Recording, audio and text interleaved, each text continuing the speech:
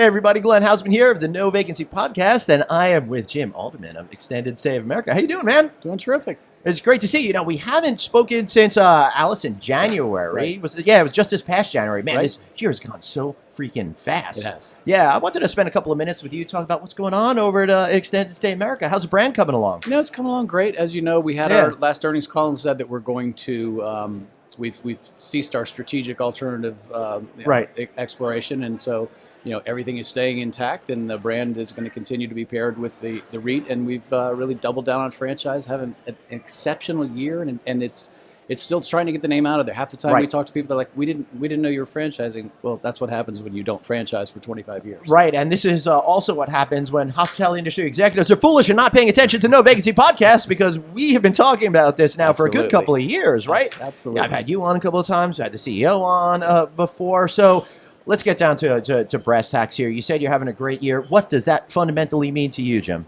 We'll probably exceed our franchise goals by about 20-25% potentially. Wow. I mean, that potential's out there. We thought we'd have a decent year at about 20, and we see it maybe pegging between as many as 20 and 30 if we're lucky, and the rest of the year shapes out. So, and then as far as under construction ourselves, we're still obviously the largest owner with 580. Yeah. But with what we have under construction, we're still the largest developer as well. We have 9 under construction now. Wow, that's pretty cool. So how many are under construction overall? Overall, there would be 11. So the one franchisee is getting close to completion. Another one just poured a pad. Some of these guys have taken some time to get off the ground, as you know. We got lucky enough to pour a pad in California. That's a miracle. We should say hallelujah. Right? Yeah, hallelujah. That's pretty awesome. So you having a good time over there? Having a great time. Yeah, it's fun. We're doing a lot. We're just doing so many different things because, you know, unlike most shops, we're not just franchising or management contracts. We're buying dirt, we're developing, we're selling, we're franchising, we're asset managing, and so we're really trying to build an organization that, for once, is now focused on the developer as well. Our only client forever has been the guest in our hotel. Right. So why should we invest in Extended Stay America?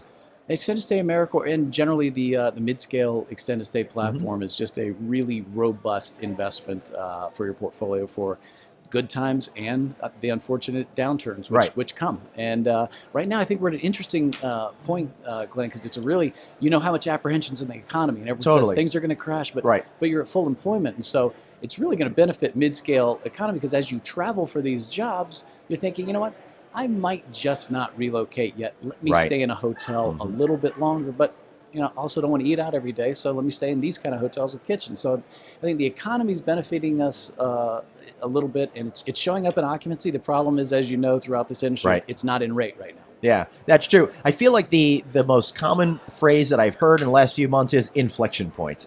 Yes. Right? Yeah. So one of the things that I really love about the extended stay business is it is, in a lot of ways, recession-proof. Of course, when everything goes down, but you don't go down nearly as deep, because you seem to be protected, because people are still needing to train in foreign cities, still jobs need to happen. Guys are still, you know, getting kicked out of their house when they're divorced. There you go. Disasters happen, all of those kinds of things, right? Right.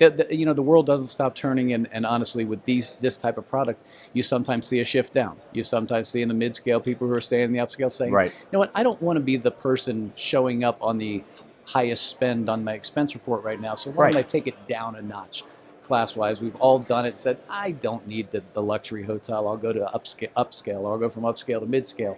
And you've seen it happen before, but it's, you know, it's just the class becomes so interesting, and the double insulation I feel like we have in the extended stay business with very small number of employees. So you can run one of these 8 to 12 employees. That's amazing. You know, and when you have that combined with what has been a historic low debt environment, you're going to be able to withstand. No one wants to make less this year than they made last year. Right. But these type of models combined with low debt and an appropriate capital structure should see you through downturns much nicer this time than last time.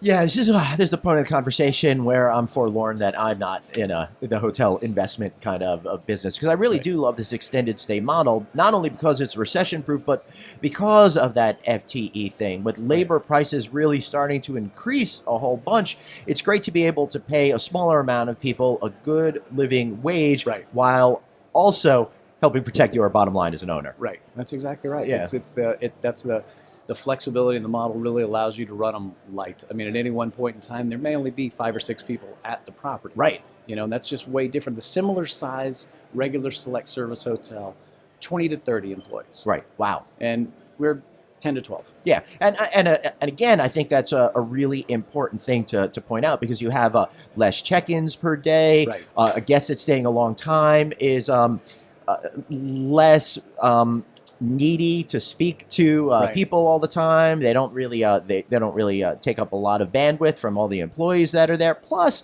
on the sales side, you're not out there worrying about having to sell a single room 20 or 30 nights at a time. Sure. You're 20 or 30 times in a month. You only Right. have to sell it a couple of times, right? That's the beauty of the model, and part of what 25 years of perfecting that did. Right. We fill up the hotel with at least 50+% of that long-term stay business.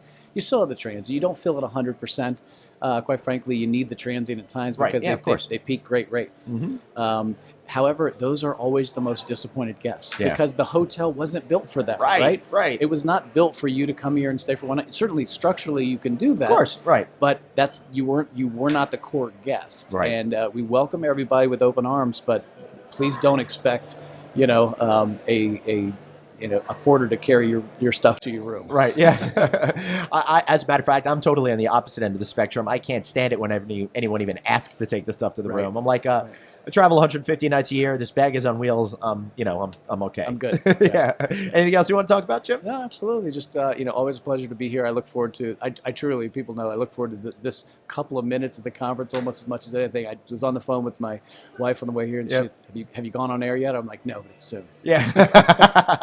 Excellent. Well, hopefully it wasn't too painful for me.